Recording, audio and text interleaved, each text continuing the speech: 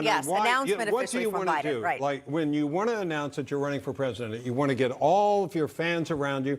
You want to get people excited. You want to get the excitement reflected in the moment with the people that are going to be there. And there are a lot of people wondering, could he even accomplish that? On two levels. Could he get people who are that committed? Okay, you have people that work for you in the White House, so they may have to be there, right? Sure. You get people in the campaign. But can you deliver? Because a lot of people have asked about him, and one of the questions is he able to carry this off? So the criticism initially was that he ran from the basement, right, during COVID. So now is he going to run on video? Yeah, or announcing from the basement, so to speak. Plus, again, he will be, reminder, he will be 86. He would be 86 at the end of his second term. That's really kind of remarkable. Puts it in perspective. Yeah.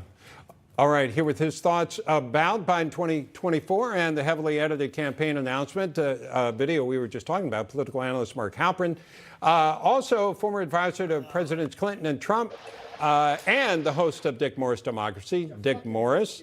So, Mark, your thoughts here. You've been in Washington a long time, and you've watched a lot of announcements. What's your take on this? He announced by video for one reason only. They want to start raising money. They're not interested in him being a candidate out there doing rallies. They want to have him do what he's been doing. So except for the fact that if you're signed up for their emails and texts, you're going to get a lot of solicitations for money. Don't expect Joe Biden during this phase, maybe for as long as another 11 months, to look any different in his daily schedule as a candidate than he did as a non-candidate. Interesting. Yeah, and Dick, in the campaign ad, the president blames MAGA Republicans. Here it is. But you know, around the country, MAGA extremists are lining up to take on those bedrock freedoms, cutting Social Security that you paid for your entire life while cutting taxes from the very wealthy, dictating what health care decisions women can make, banning books, and telling people who they can love. Seems like there are bigger threats to our democracy at this point. And it's pathetic that he had to announce by videotape, for God's sakes. He didn't care enough to come in person. They would have brought the cameras to him, would have done it at bedside if he wanted. But the statement kind of flipping off to the country and saying, I'm running for president, but here's my video. I didn't care enough to come.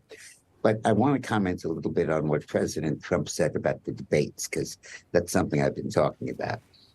You mentioned, Bob, the idea that the network schedules a debate, finds a location, invites the journalists, and then invites the candidates.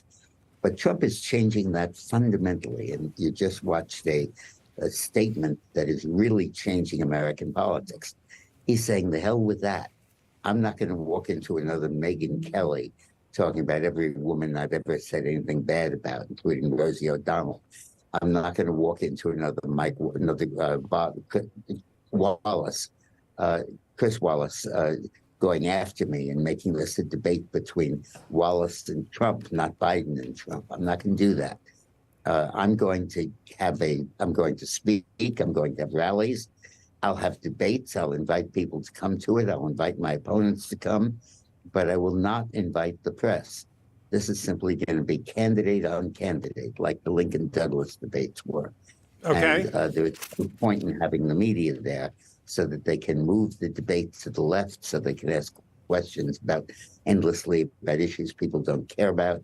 And I'm going to keep these debates in the control of the candidates.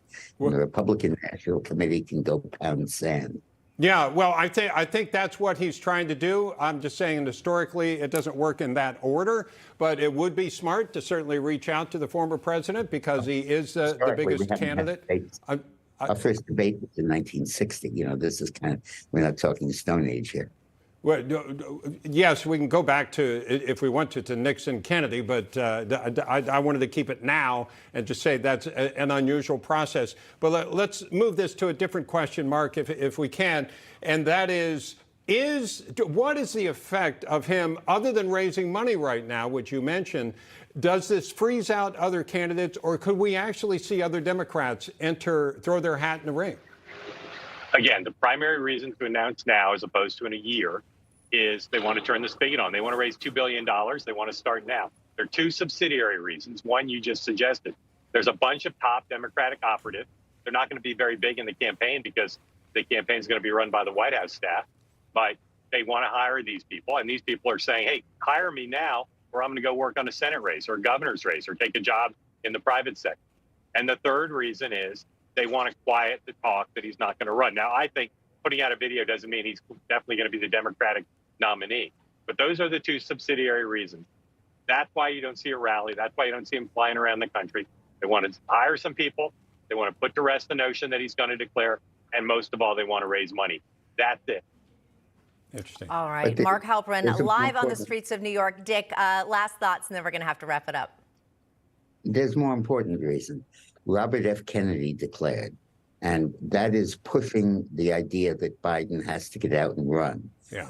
Because I don't think Kennedy will win, but I think he will do very well. Only 23% of the Democratic primary voters, according to McLaughlin's poll, would vote for Biden in a Democratic primary. Yeah. And I think that this is an invitation for other people to run.